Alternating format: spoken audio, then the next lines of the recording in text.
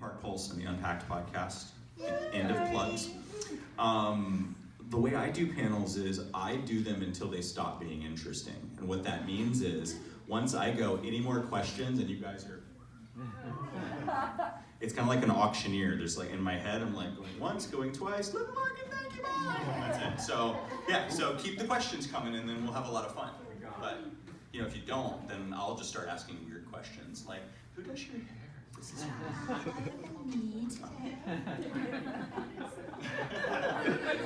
hair by me, product by me, makeup by me.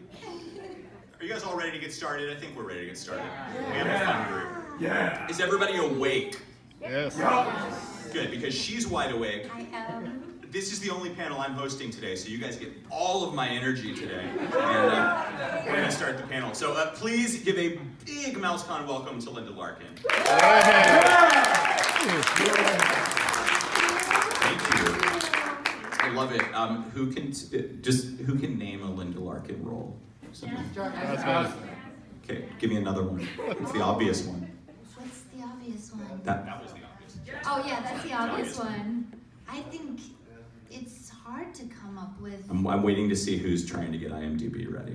No, you haven't. You've done a lot. I have done a lot, but like an iconic role like that I've done one. Jasmine. Well then, why don't we? Should we start with Jasmine? Let's start there. Yes. Okay.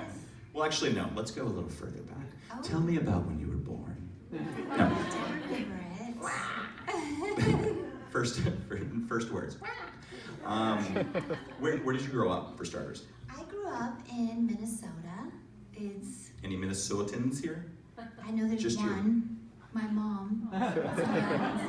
Do you know what's funny about your mom? Mom, identify yourself so nobody says. She told me not to do this, for the record. Introduction to this world, and I never dreamed in a million years that I would be doing the voice of a Disney character. I loved Disney growing up. I practiced to my read-along storybooks, not knowing that I was practicing for something that I was going to do with my life. But I danced. I was a ballet dancer. I did contemporary dance, everything, and that brought me to New York, where I live now. It was a dance teacher in New York who introduced me to my very first manager. Okay. And that manager sent me all the audition for Aladdin. And so what's that process like? So you find out about it, it's usually an audition notice of some kind at first, but then it's chaos after. Well, it was a long process. It was 4 months of auditioning. So I auditioned with, maybe 300 girls. Every girl I knew, everyone I knew was auditioning for Jasmine. And it was just, it's voiceover, so it was wide open. It wasn't like a very narrow type that you had to be within a certain age range and a certain sound that they were looking for, but it was wide open. Yeah. Everyone I knew was reading for it. And I didn't hear anything for a month. And I was like, well, I guess I didn't get it. And they called and said, we want to see her again. I was like, oh, okay, that's great news. And I went back, and again, I didn't hear anything for a couple of months. And I was like, And then they called me back again. And this went on for a while. And every time I went in, there were less girls in the waiting room and more executives. Sounds more like The Bachelor than an audition process. Exactly. Process of elimination, totally. So it was great, though. It was stressful at a certain point. In the beginning, I thought, I'll just do whatever I do, and if they like it, they like it, and if they don't, that's, move on. But by the end, I was like, I really need to get this job. This is my character, I can't lose this. So, they get you very invested as you go along. I fell very much in love with her and did not want to not have it be mine. It was a long process. Not every day, obviously, but sometimes I would go 6 months and not record because they were animating, they were working on other things, then they would bring me back in. And, sometimes it would be just like, we need some grunts, we need some punches, we need, Please emote for us. Yeah. So it would be maybe fill in a line, or we recorded, this is a question people ask a lot, I'm sorry if this was one of your questions, but we recorded first, and then they draw to the character. They draw to my voice. So sometimes they would finish the drawing, but there'd be one sound they were missing that the animator put in that they would need filled in, so then I would go in and do it to picture voice.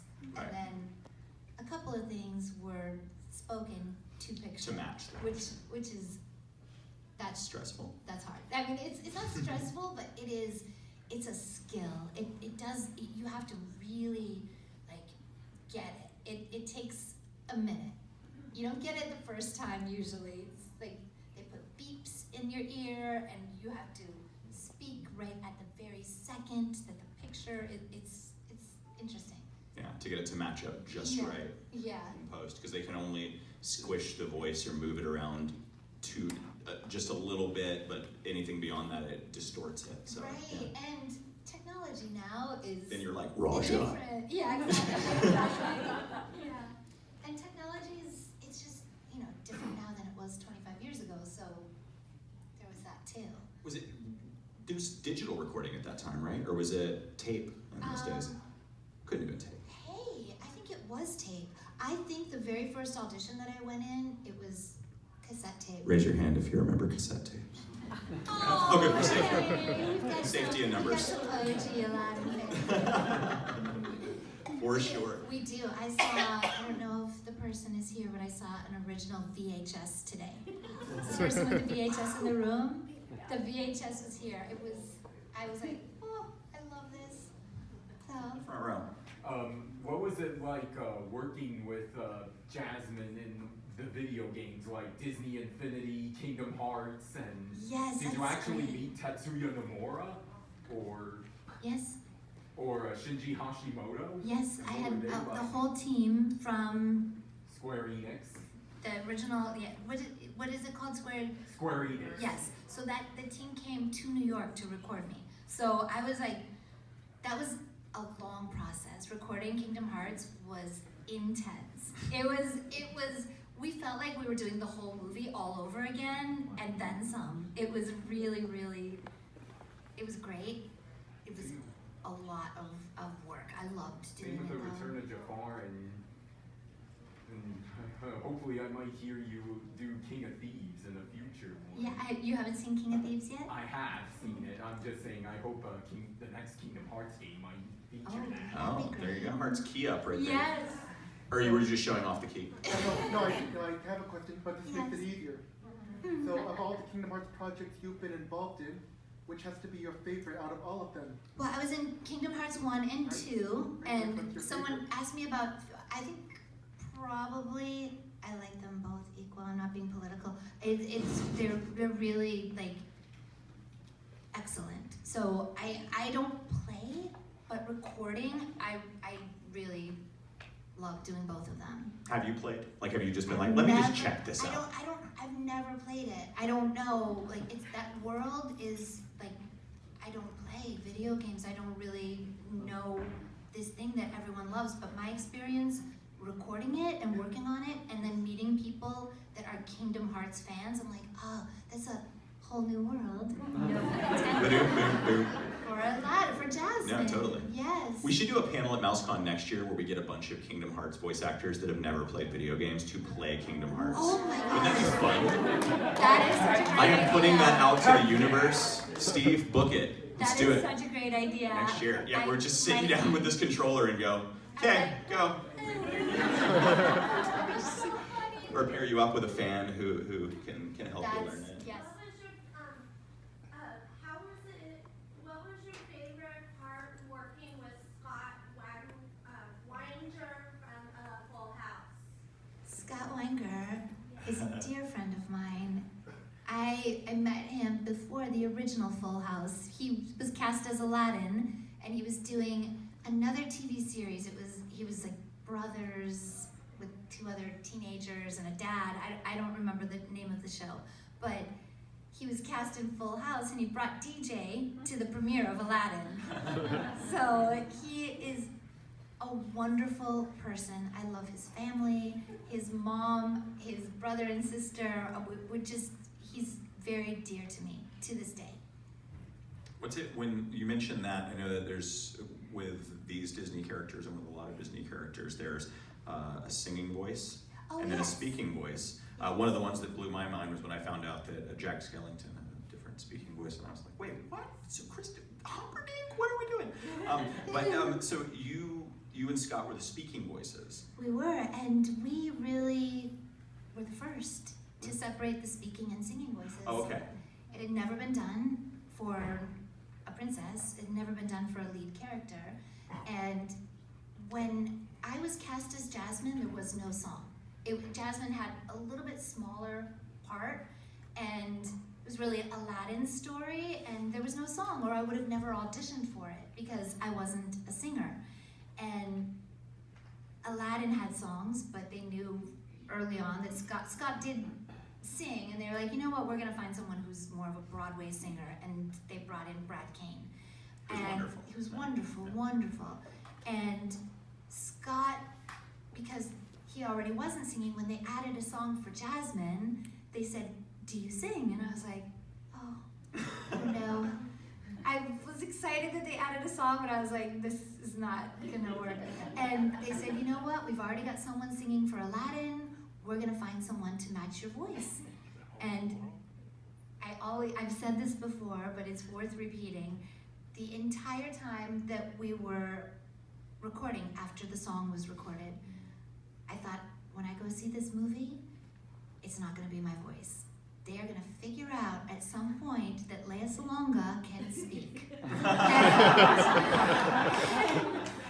I went to the premiere and I had this sense of relief. I was like, oh, they kept me in it. I'm good. They can't take it back now. I'm good. What is the actual line? Do you know what I'm talking about? It's on the balcony? Yes.